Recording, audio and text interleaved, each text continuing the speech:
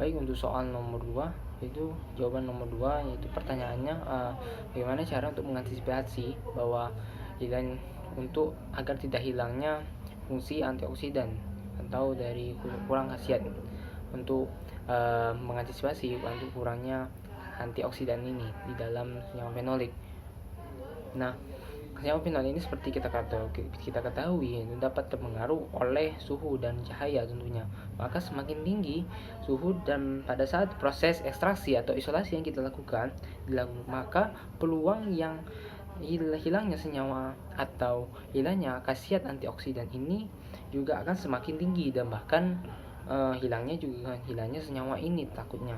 Nah, oleh karena itu langkah-langkah yang kita lakukan tentunya harus sesuai standar.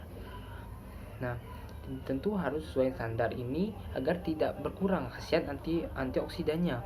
Nah, pelarut yang kedua yaitu pelarut yang kita gunakan sebaiknya yaitu pelarut seperti pelarut polar, seperti pada salah satunya adalah air tentunya.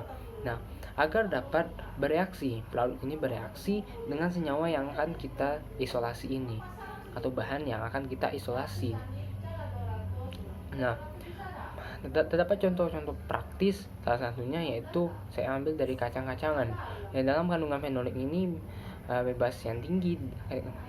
bebas yang tinggi dan flavonoid di dalam kulit biji lebih rentan kehilangan senyawa dalam proses perendaman dan perkecambahan.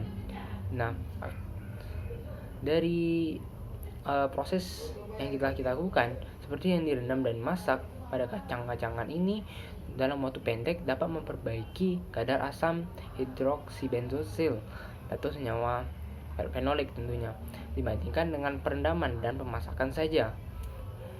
Nah,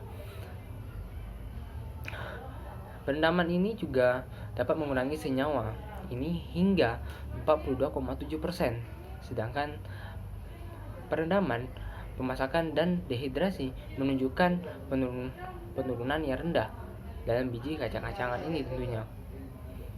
Nah, sedangkan dalam senyawa fenolik ini seperti flavonol dan yang lainnya atau flavon dalam hal ini secara signifikan berkurang dengan cara perendaman tentunya, berkurang khasiatnya ataupun takutnya akan berkurang dari senyawa tersebut dalam bentuk senyawa tersebut.